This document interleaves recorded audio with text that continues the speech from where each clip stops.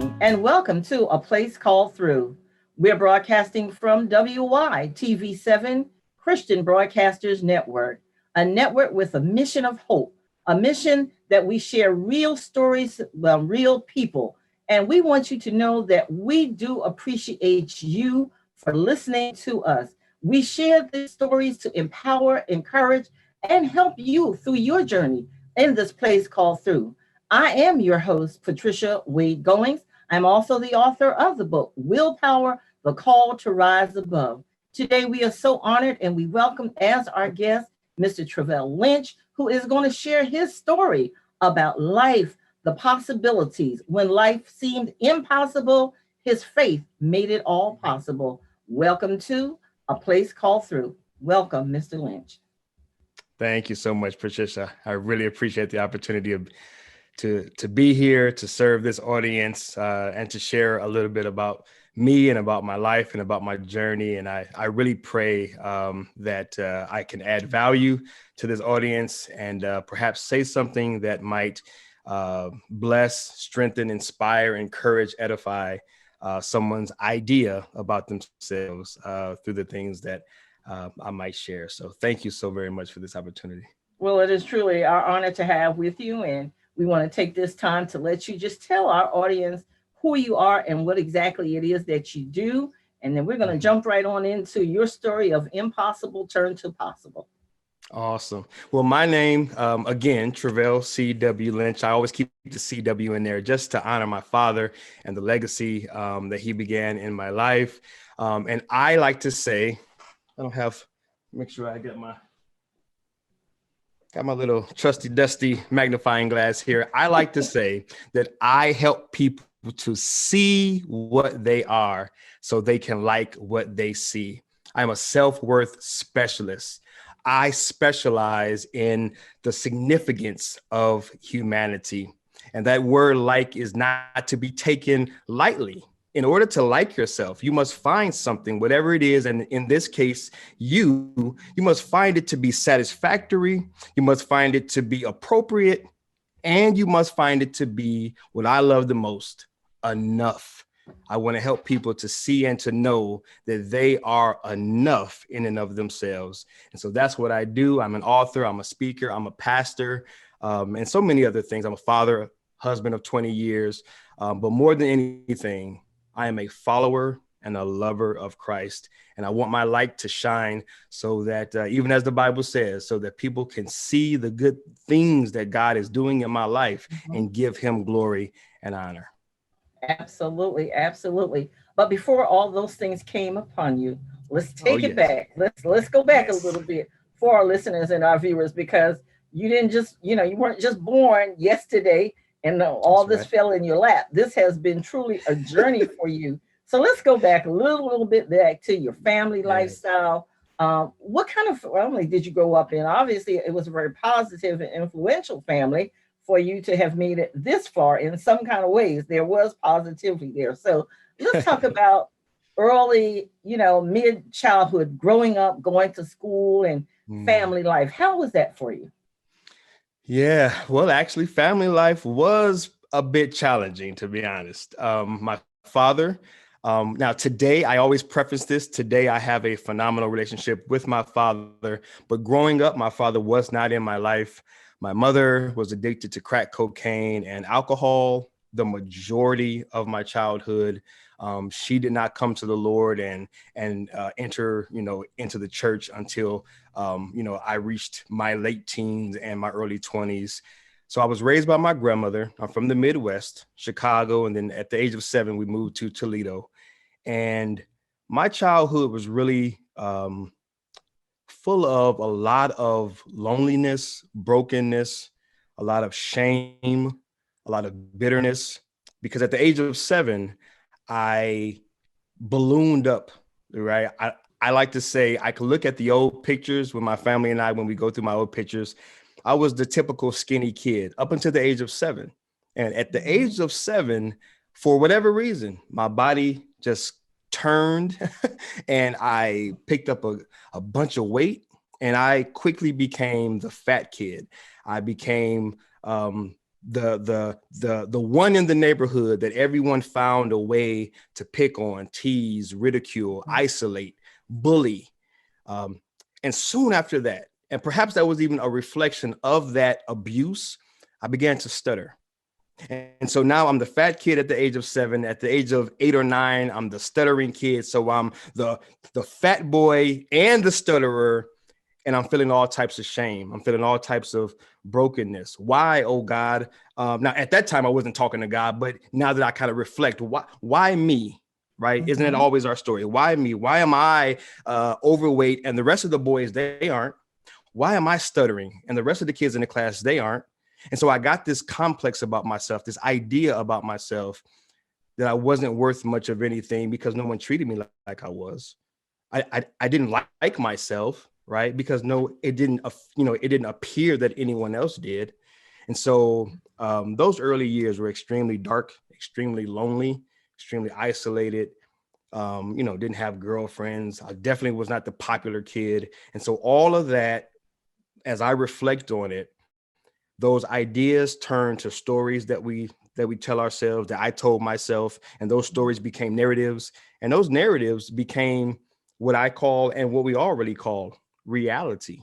So my reality was my mother, she's an addict, my daddy ain't around, my grandmother, I'm a lock key kid, whatever call it. Basically she was a nurse, so she would leave and I would spend a lot of time at home.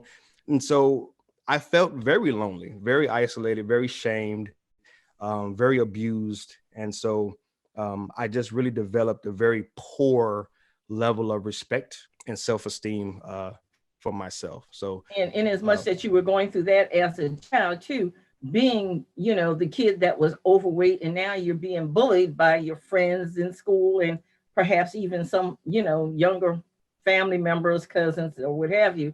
And so that led you into this pattern of withdrawal because of the fact that now you're trying to understand this rapid growth.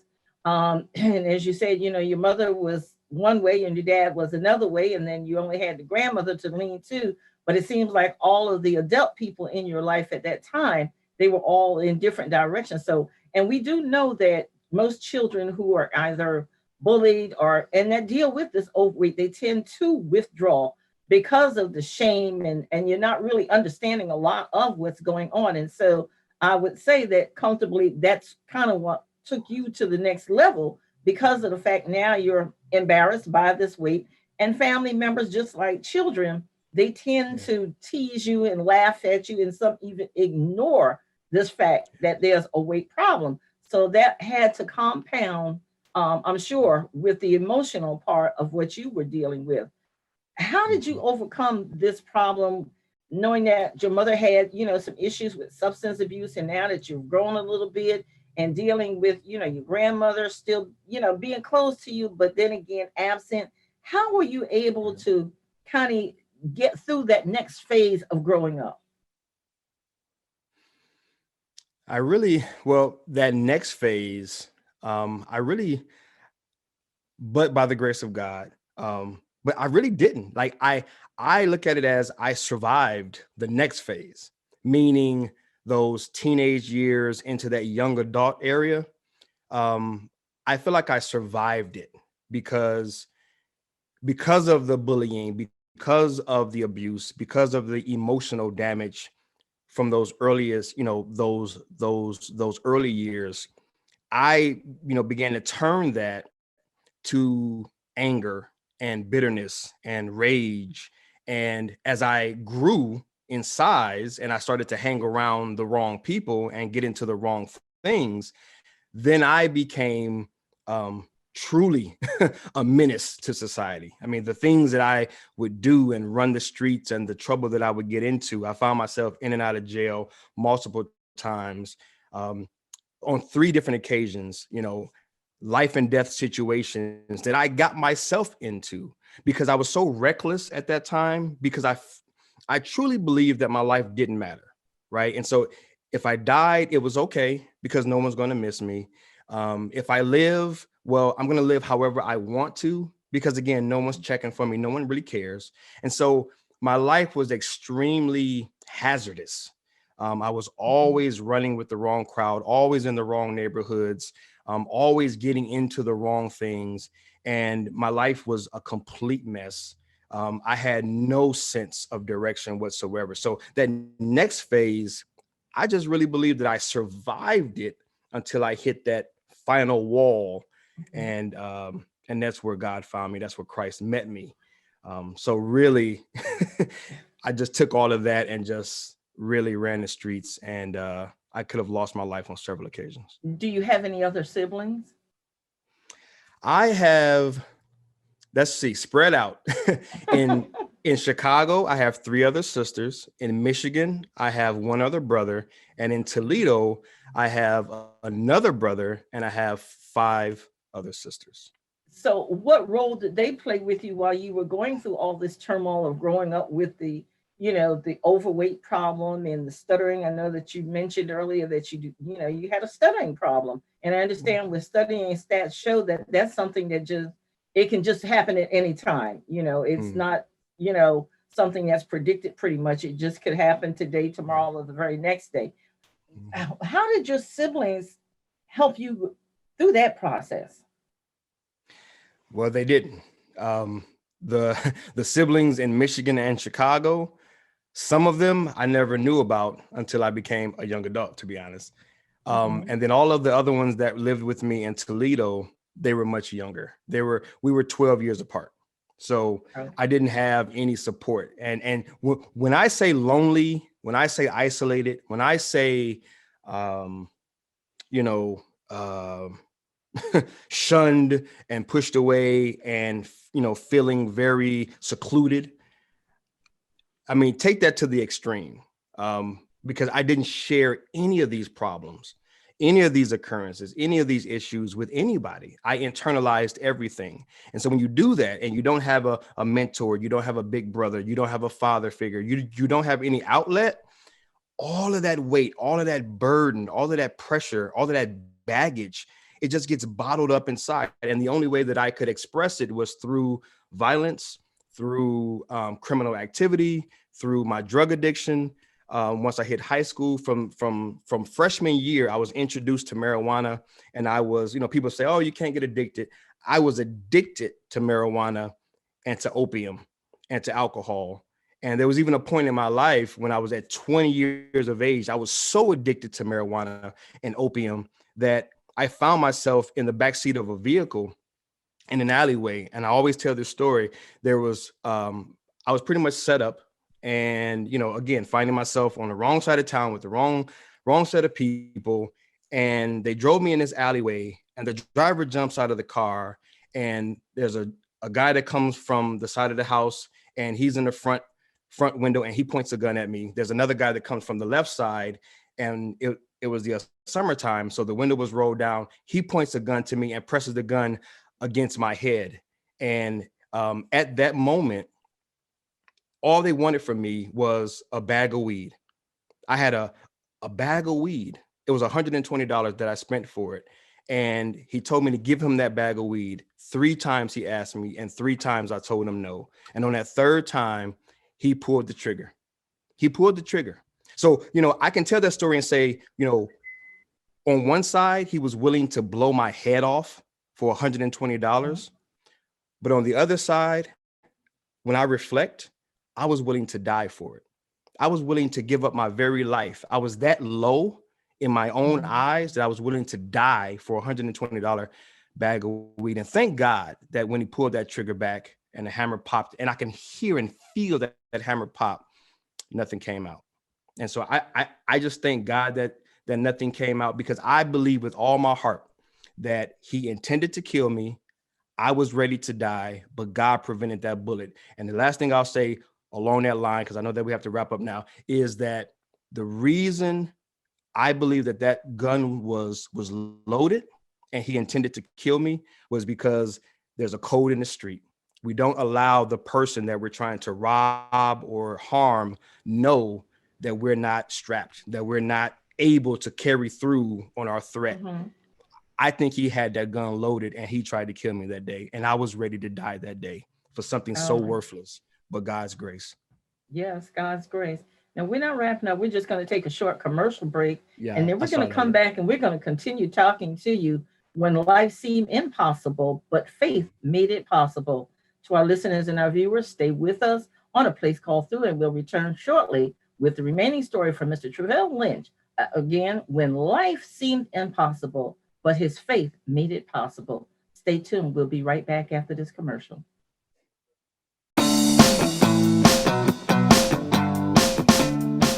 Mr. Happy Living here. I love good things made by good people. That's why I love Third Rock Essentials, a company founded by a surfer with a PhD that believes all personal care products should be so safe you can eat them. I drink an ounce of chelated silver oxide supplement every day to strengthen my immune system.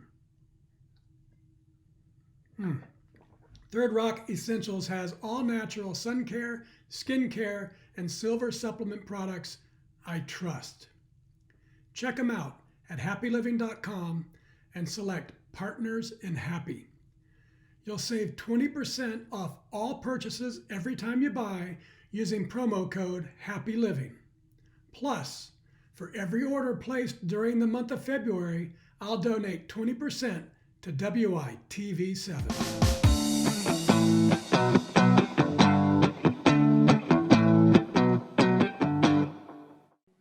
We're back again with Mr. Travell Lynch, who has been sharing his story with us at A Place Called Through, his going through when life seemed impossible, but his faith has now made all things possible.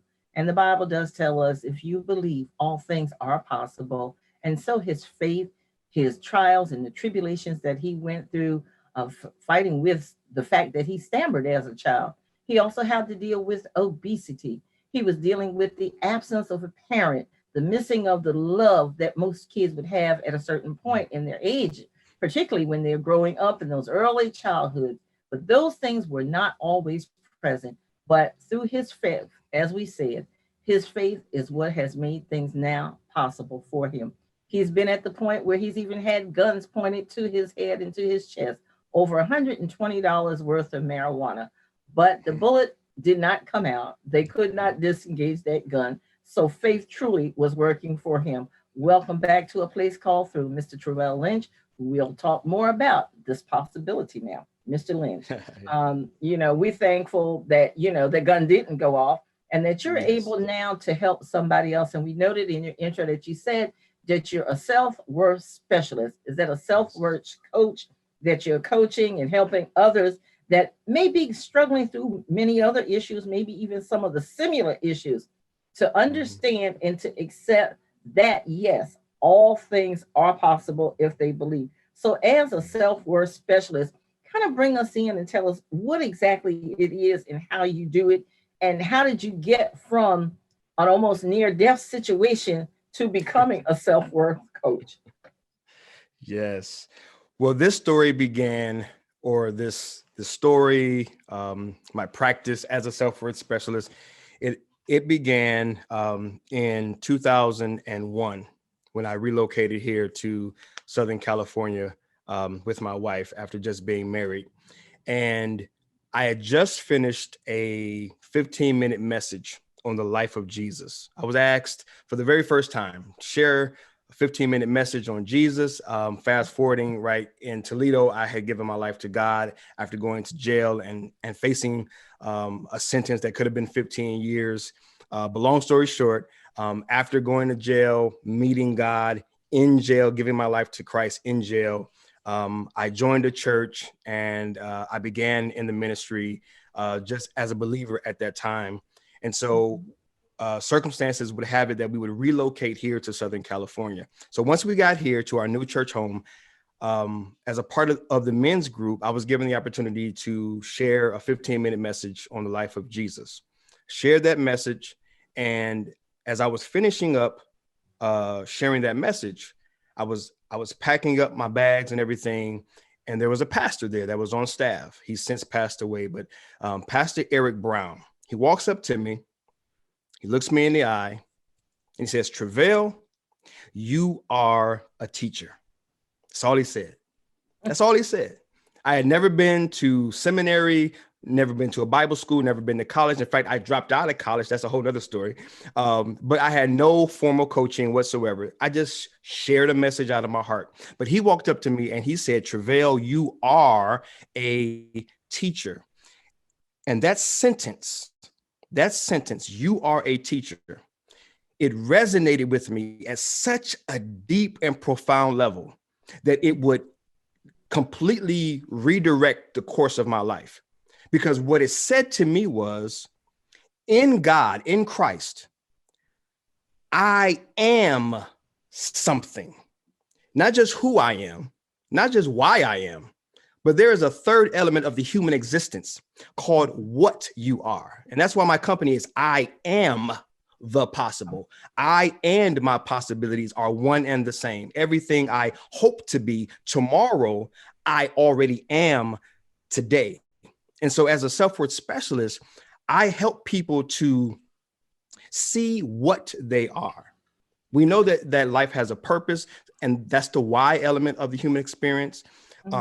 We have that who, right, which is like our character, our identity. But there is a missing element, I believe, in our society. It's the what we are. It's what you are in God. It is the contribution that you are. It is the literal function that you are. It is what God created, his intention of you in the earth and in the world. And so as a specialist, I simply help people with what I call the art of self-observation. I believe that the greatest form of self-development is self-discovery. Discovering and peeling back the layers to see what is already there. And so I practice self-observation. That's why I have my little magnifying glass with me all the time. And I'm always stressing, let's locate, let's identify what is already there. You're already precious. You're already significant. You're already valuable. You're already worthy. And see, in my storyline, in those formative years, those are what I call the layers of lies that just cover up what's already there. Your beauty, your worth, your value, your significance, I teach people, it's already there. It's always been there, and it will always be there. Perhaps you've just never seen it. And so this, and maybe they may not have understood what it was. I mean, because that's not something that you just wake up today and say, oh, gee, I got this, I know this. It's a life learning lesson that you're actually helping people to identify with themselves and who they are, and helping them to develop their characteristics and molding them into the possible. We are now running out of time here, but we just want to recap, that yes, through life, you had to learn what was possible for you. So in your ministry as a minister, and through your coaching, and also you're the author of a book, What is Enough, you are sharing with people your still life story and helping them to develop and grow. We thank you for being our guest today on A Place Called Through, because you truly have been through and going through and helping somebody else to come through. That's right. For our listeners and our viewers, would you share with them, Mr. Lynch, in the last few minutes of our time together, if they wanted to get your book or get in contact with you or listen to your podcast, please share with our listeners and our viewers how they can reach out to you and about your works. We've got about 3 more minutes left. Sure.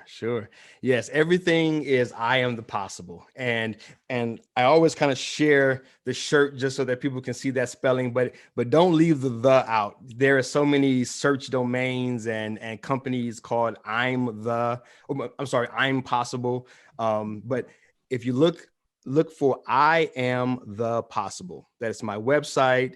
That's the podcast. That's my brand across all social media platforms, Facebook, Twitter, Instagram, Periscope. If you Google, just Google, I Am the Possible, and you will find me.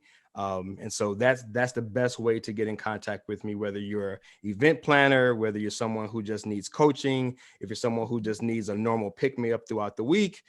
I Am the Possible, and that will connect you to all of the other outlets that I'm currently a part of, all of the various platforms that's there. So it's all pretty well integrated. So one-stop shop. Is there a phone number or something that you want to share real quickly with them, a phone number or email address for those that might not be social media? Right. Sure. So you can reach me at the email is info@iamthepossible.com. info@iamthepossible.com. And I want to say I really like that sweatshirt, so I really gotta have a sweatshirt. I like that. All right. That's gonna work. Again, Thank you. we want Appreciate to it. thank you so very much for being our guest at A Place Called Through. We certainly enjoyed your testimony and your story, and we want to thank you for being the strength for someone else who's going through, who's struggling too. Someone else is struggling, as we know that obesity is high amongst our youth today. That is a continuing growing problem. Bullying, right along with it, number one. So we just want to thank you for the words of encouragement and inspiration today on A Place Called Through. I have been your host, Patricia Wade Goings. I am the author of the book, Willpower, The Call to Rise Above. That book is now available to you on Amazon. We're broadcasting from WYTV7, Christian Broadcasters Network. We share a mission of hope. And to continue doing that, we ask you just to do one thing for us. Please make your charitable donation to us to help us continue as a nonprofit, sharing these stories globally. We thank you in advance for doing so. Once again, we do thank you, Mr. Lynch, for being our guest today on A Place Called Through from WYTV7, Christian Broadcasters Network. We thank you.